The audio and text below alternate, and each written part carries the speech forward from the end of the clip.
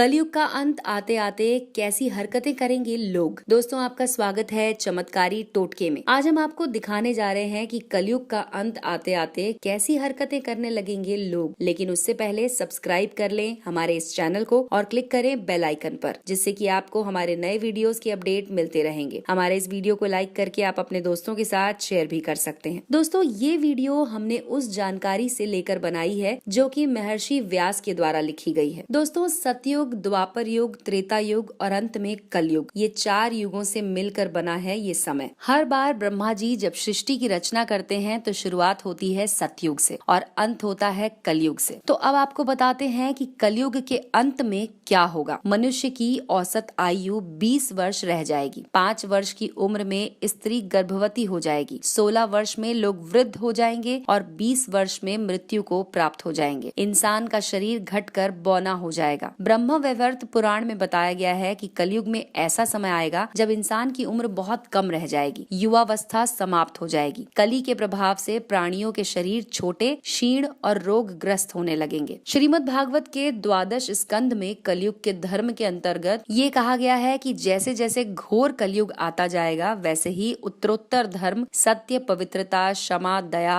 आयु, बल, स्मरण शक्ति लोप होती जाएगी। अर्थात लोगों की आयु कम होती जाएगी जब कली काल बढ़ता जाएगा। कलयुग के अंत में जिस समय कल की अवतार अवतरित होगा उस समय मनुष्य की आयु केवल 20 या 30 वर्ष होगी। जिस समय कल की अवतार आएंगे चारों वर्ण के लोग बौने के समान हो जाएंगे। गाय भी बकरियों की तरह छोटी और कम दूध देने वाली हो जाएंगी। क्या खाएगा मनुष्य? कलयुग के अंत में संसार की ऐसी दशा होगी कि अन्न नहीं उगेगा। मांस मछली खाकर और भेड़ और बकरियों का दूध पिएंगे। गाय दिखनी बंद हो जाएगी। अगर गाय होगी तो वो बकरी के समान रहेगी। एक समय ऐसा आएगा जब जमीन से अन्न उपजना बंद हो जाएगा। पेड़ों पर फल नहीं लगेंगे। धीरे धीरे ये सारी चीजें विलुप्त हो जाएंगी। गाय दूध देना बंद कर देगी। अब बात करते हैं कि मनुष्य का स्वभाव कैसा होगा। स्त्रियां कठोर स्वभाव वाली, कड़वा बोलने वाली होंगी। पति की आज्ञा नहीं मानेंगी। जिसके पास धन होगा उसी के पास स्त्रियां रहेंगी। मनुष्य का स्वभाव गधे जैसा दुस्सह, केवल गृहस्थी का भार ढोने वाला रह जाएगा। लोग विषयी हो जाएंगे। कर्म धर्म का लोप हो जाएगा। मनुष्य जप रहित, नास्तिक और चोर हो जाएंगे। सभी एक दूसरे को लूटने में रहेंगे। कलयुग में समाज हिंसक हो जाएगा। जो लोग बलवान होंगे उनका ही राज चलेगा। मानवता नष्ट हो जाएगी। रिश्ते खत्म हो जाएंगे। एक भाई दूसरे भाई का शत्रु हो जाएगा।